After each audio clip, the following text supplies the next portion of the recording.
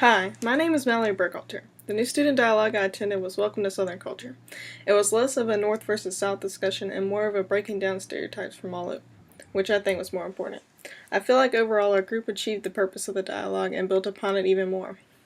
I think everyone took several different things away from the dialogue. I know I personally did. I went with my roommate, and after 2 hours were up, we continued to talk about the different conflicts well after we left our session. At first, the session started out awkward, just as anyone could suspect. But once we were all introduced and played an icebreaker game, we all became much more comfortable and interactive. There were a lot of active voices in the dialogue. I do feel like some spoke out more than others. And there were around 10 people who generally talked over 5 times. Others, including me, were more reserved, and I think this was just due to shyness. Us more reserved were still very involved, though. As I looked around the room, I didn't ever see people unengaged. Everyone listened to everyone else's opinions and seemed interested and involved. I think an important part of beginning the discussion was determining the guidelines. This established respect, and I feel like prevented the discussion from ever getting intense. Everyone was very respectful of others' opinions, even if they completely disagreed with them. In the beginning, we did a social identity chart, where we filled out facts about ourselves, and ranked them of importance to ourselves. It was important to see what I consider myself to be the most important, and how I differ from other people's most important. This was an icebreaker too, because we got into groups of 2 with someone across the room and discussed our social identity chart. It was kind of awkward, but interesting to see what things we had in common in our top identities.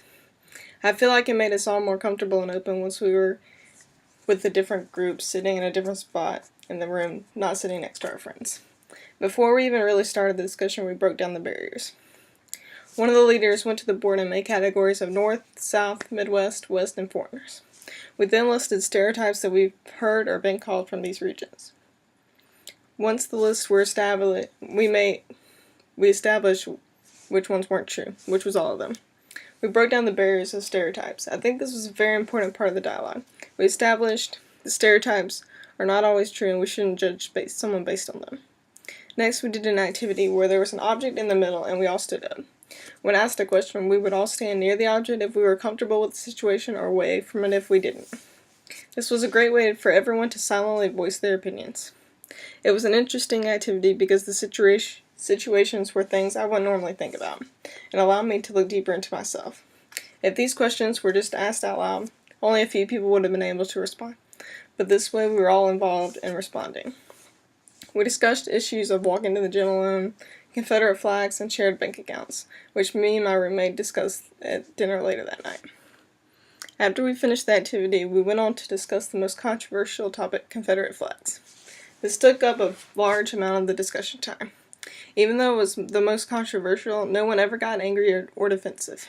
Everyone shared their opinions, and everyone respected each other. It was interesting to hear that one girl's high school mascot was a Confederate flag. I personally think the Confederate flag is offensive, and I would never fly it because I'm American, but I can see why she wouldn't have a problem with it and be comfortable with it.